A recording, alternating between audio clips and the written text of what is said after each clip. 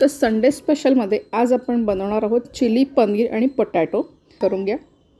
साईडला दिलेल्या बेल आयकॉनवर नक्की क्लिक करा, व्हिडिओला लाईक करा आणि फेसबुकवर पाहत असाल तर फॉलो नक्की करा. तर आपण आज जे बनवणार आहे ना ते एकदम सिंपल आणि घरच्या सामानात बनवणार आहोत. काही विशेषाचा तामझाम करणार नाही आहोत. तर इथे मी 2-3 मोठ्या आकाराचे बटाटे घेतलेले आहे. स्वच्छ धुवून घेतले. त्याला आपण सोलून घेऊया. घेतले मी 3 होते पण 2 मध्येच झालं ते, त्यामुळे मी 2च बटाटे घेणार आहे, 3 नाही घेते. आता हे 2 बटाटे आहे, ह्याला आपल्याला उभं कापून घ्यायचं आहे. पहिले थोडे मध्यम जाड आकाराचे असे आपल्याला ह्याचे स्लाइस करून घ्यायचे आहेत. या पद्धतीने करून घेऊया आपण ह्याचे. त्याच्यानंतर ना ह्याला आपल्याला आपण फ्रेंच फ्राईज बनवतो सेम तशा शेपचे आपल्याला ह्याला कापून घ्यायचं आहे. हे बघा, आता ह्याला आपण उभे कापून घेऊया. खूप जाड नाही, खूप पातळ नाही, मीडियम आकाराचे आपल्याला हे करायचे आहे. तुम्ही बघू शकता. हे बघा, अशा पद्धतीने असे आपल्याला हे कापून घ्यायचे आहे. त्यामुळे प्रत्येक बटाट्याचं करून घेऊया. आणि ह्याच्यानंतर नाही ह्याला 2 ते 3 पाण्यामध्ये स्वच्छ धुवून घ्यायचं आहे. ह्याच्यातला स्टार्च काढून घ्यायचा आहे आपल्याला जेवढा जमेल तेवढा.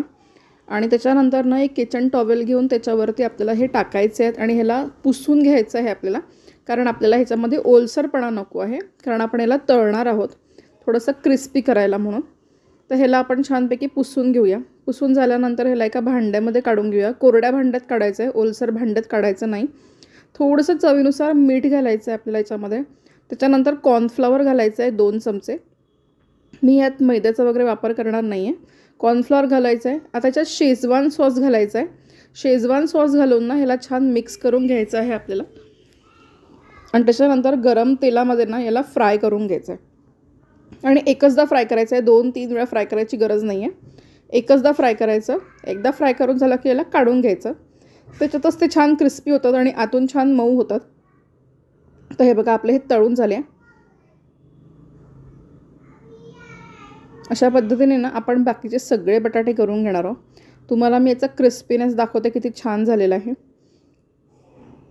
आणि ह्याला ना आपल्याला खूप लाल नाही करायचं आहे, फक्त हलकं करून घ्यायचं आहे. हे बघा, हे बघा, याचा क्रंच बघा, क्रिस्पीनेस बघा, आपल्याला असाच हवा आहे. आता माझ्याकडे ना थोडेसे पनीरचे क्यूब्स उरले होते, म्हणून मी त्यालासुद्धा कॉर्नफ्लॉवर लावून घेतलं, थोडंसं मीठ टाकलं आणि ह्यालासुद्धा मी तळून घेतलं आहे तेलामध्ये. त्यामुळे याच्यामध्ये आपण पनीर पण घालणार आहोत आणि बटाटे पण घालणार आहोत, दोन्ही होऊन जातं. तर आपला पनीरसुद्धा तळून झालेला आहे. आता आपण ह्याला काढून घेणार आहोत. पनीर पण छान क्रिस्पी झालेलं आहे आपला, छान असं कुरकुरीत झालेलं आहे बाहेरून आणि आतून सॉफ्ट आहे.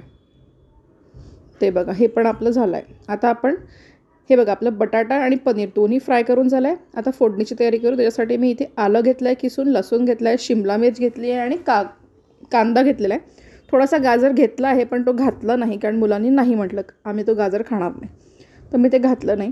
आता तेलामध्ये ना आपल्याला पहिले आलं आणि लसूण घालून घ्यायचं आहे. एक 2 ते 3 मिनटं फक्त हलकं फ्राय करून घ्यायचं, खूप नाही करायचं. त्याच्यानंतर ह्याच्यामध्ये घालायचं आहे आपल्याला कांदा. कांद्याला फ्राय करायचं आहे, हलका त्याचा रंग चेंज होईस्तोवर. आणि हे सगळे प्रोसेस आपल्याला फुल फ्लेमवर करायची आहे. फ्लेम कमी नाही करायचा आहे, कारण भाजीचा जो क्रिस्पीनेस आहे तो तसाच ठेवायचा आहे आपल्याला, तो गेला नाही पाहिजे. तर आता हे सगळं घालून आपण छान ह्याला भाजून घेऊया, फ्राय करून घेऊया. आणि भाज्यांचा आपल्याला रंग पण बदलवायचा नाही आहे. आता तुम्ही ना ह्याच्यामध्ये अजून तुमच्या आवडीच्या काही भाज्या टाकायच्या असतील ते पण टाकू शकता. तसं तर मोस्टली याच्यामध्ये हेच 2 गोष्टी जातात, शिमला मिरची आणि हो, जर तुम्ही छोट्या मुलांसाठी करणार नसाल तर तुम्हीच्या थोड्याशा हिरव्या मिरच्या ज्या असतात आपल्या त्यासुद्धा घालू शकता. आता याच्यामध्ये ना मी चिली सॉस घालते, रेड चिली सॉस. त्याच्यानंतर घालणार आहे सोया सॉस. हा डार्क सोया सॉस आहे. हे घातल्यानंतर आपण ग्रीन चिली घालणार आहोत. ग्रीन चिली सॉस घालायचं आहे. आता ग्रीन चिली सॉस घालतो आहे ना आपण, त्याच्यामध्ये ऑलरेडी आंबटपणा भरपूर असतो, त्यामुळे पुन्हा विनेगर किंवा लिंबाचा रस काहीही घालायची गरज नाही पडत. जर तुम्हाला वाटलं तर तुम्ही याच्यामध्ये लिंबाचा रस घालू शकता थोडासा. जर तुम्हाला विनेगर घालायचं नसेल किंवा तुमच्याकडे विनेगर नसेल तर, आणि असेल तर थोडासा 1 चमचा विनेगर घालू शकता. थोडीशी साखरसुद्धा घालायची याच्यामध्ये, रंग पण छान येतो आणि चव पण छान येते. हा उकळत आहे तोच तर आपण इथे स्लरी बनवूया. इथे मी 1 चमचा कॉर्नफ्लॉवर घेतला, त्यात पाणी घातलं, त्याला मिक्स करून घेतलं आहे. आणि आता हे कसं आहे ना, बटाटा आणि पनीर सगळं अब्झॉर्व करून घेतो, त्यामुळे आपण ह्याच्यात थोडंसं पाणी घातलं होतं हलकी ग्रेव्ही करायला. आता ह्याच्यामध्ये कॉर्नफ्लॉवर घालूया.